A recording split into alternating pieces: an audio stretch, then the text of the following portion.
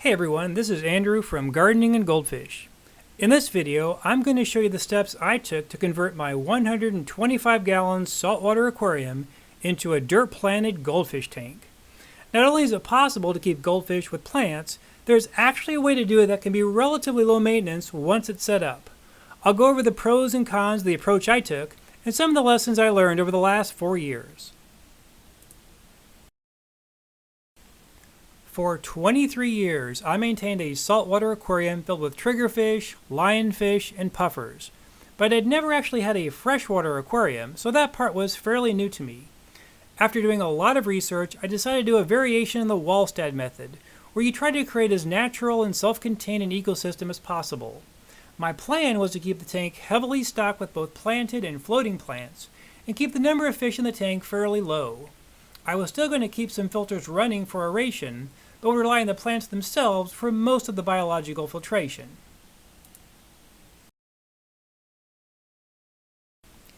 After bagging up my saltwater fish and giving them back to the local Petco, I did a thorough cleaning of the tank using vinegar and a lot of elbow grease.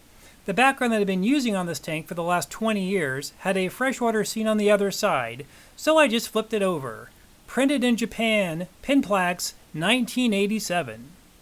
I added an inch of organic potting soil and covered that with about an inch of medium to large smooth gravel. The local Lowe's didn't have the popular Miracle Grow in the organic, so I got another brand that had the same basic stats.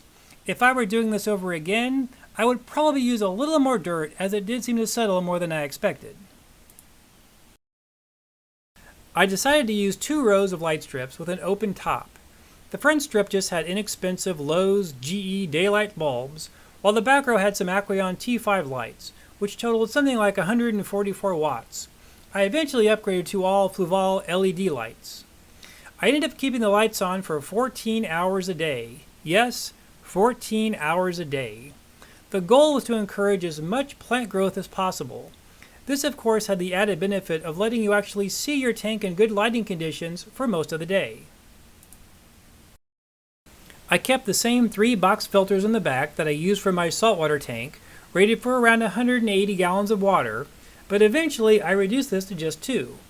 Keep in mind the plan was to use plants as the primary source for removing ammonia and nitrite. I added 3 small pieces of driftwood that I had boiled and soaked for a few days, and used thread to attach some plants. In the end, I decided to not put any large structures in the tank so that the future fish would always have maximum swimming area. Next, I added a wide variety of plants in the back of my tank to see what type would grow best in my setup. I basically got every type of plant from my local PetSmart and Petco that someone somewhere had claimed did well with goldfish. Then I mail-ordered every other type of plant the stores didn't have, figuring I'd try the double-barrel shotgun approach. After 4 years, the 4 plants that have thrived with my growing goldfish and upgraded lights have been the Amazon swords, Java ferns, Anubias, and frogbit. While I waited for my plants to grow, I added small amounts of flake food so it could break down and help start the normal biological cycle. After about 25 days, the plants were getting well established, and the nitrite and nitrate readings all dropped to 0. I've now had this tank running for over 4 years and haven't measured any ammonia, nitrite, or nitrate since that first month. By contrast, my tap water routinely has 0.5 parts per million of ammonia.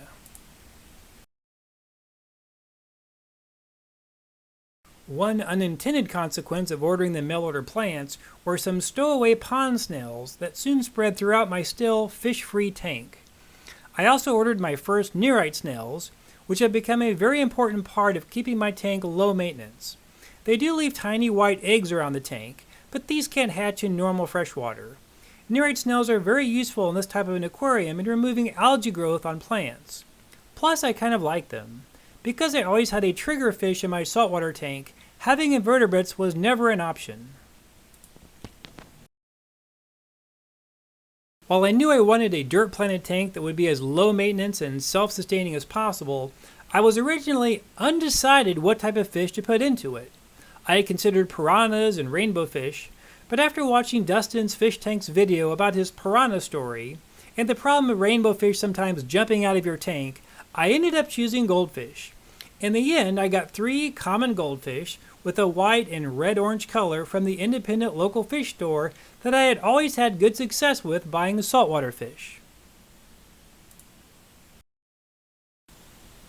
After a month, the fish started making the decision what plants were going to stay and what they were going to eat or pull up. They ripped up the smaller plants like crypts and some of the wisteria, ate some of the bacopa leaves, and pulled the moss off the driftwood.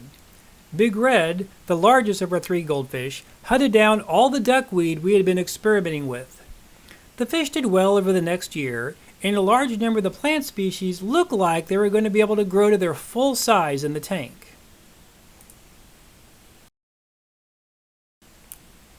But as time went by, the goldfish got larger and pulled up more and more of the different plant types. They also became more keen on eating some of the hanging roots of the floating plants, which were routinely hanging down 8 inches or more. The only semi-crisis we encountered was when the fish pulled up one of our 18-inch planted wisteria and spit up a large amount of the exposed dirt. I couldn't figure out an effective way to get the dirt back under the gravel, so I just added some more gravel and vacuumed out the escaped dirt. If you think you know a way to move dirt from above gravel to below gravel, please let me know in the comments below. Despite this one hiccup in the tank, the fish were healthy and growing and were always fun to watch. We only had 2 issues over the next 2 years. Our smallest fish, Scout, developed a cataract or something on one eye, but it didn't seem to be an issue. More dramatically, our largest fish, Big Red, jumped out of the tank. We found her in the morning, still alive, and were able to get her back in the tank in time to make a full recovery. We considered a way to try to keep it from happening again, but couldn't really come up with a workable solution with our open tank setup.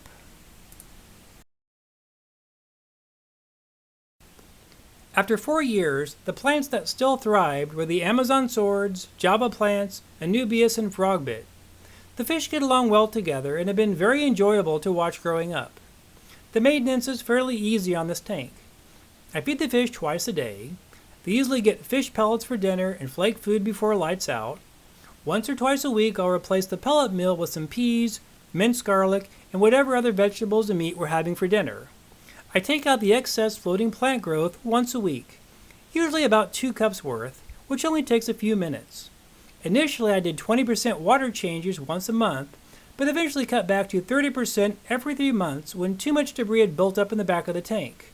I would periodically still test the water, but it always comes up 000. As you can see, many of the plant leaves would be described as being nitrogen deficient, but I'm fine with this since the tank gets almost no algae on the glass. I do need to scrape all the nerite eggs off the glass though, about once a month. The nerite snails have done a pretty good job keeping algae growth on the leaves from becoming too much of a problem. Because they only live for 2 to 3 years, I do need to order replacements once a year to maintain a stable population. It did take a lot of initial effort and investment to get the system up and running, but once it was set up, it has been relatively low maintenance and very enjoyable. So, would I recommend using dirt? As it turned out, only the Amazon swords actually thrive for more than a year, still planted in the dirt. I had good success with jungle valves, spiral valves, and wisteria for a year or so, until the growing goldfish decided to pull them up. And my rule was, once the fish had pulled a plant up more than twice, I wasn't going to try to keep replanting it. The Java ferns and Nubias all did well tied to the driftwood or super glued to rocks. The water sprite did best floating mixed in with the frogbit and water lettuce. Once I switched over to the Flaval LED lights though, the frogbit took over as the only remaining floating plant. They send up multiple flowers on a daily basis. They obviously have very long roots, but I love the hanging jungle look, so it works great for us. I'm not convinced you really need the dirt to keep a lot of plants with goldfish, and if you want a very clean, clear-looking tank, this setup might not be right for you. But if you want a very natural-looking tank, and like, or at least don't mind the overgrown jungle look, I would definitely recommend using dirt and floating plants. So that's the story of how I converted my saltwater aquarium into a dirt-planted goldfish tank. I hope this has been helpful, and please let me know what you think. Happy fish keeping!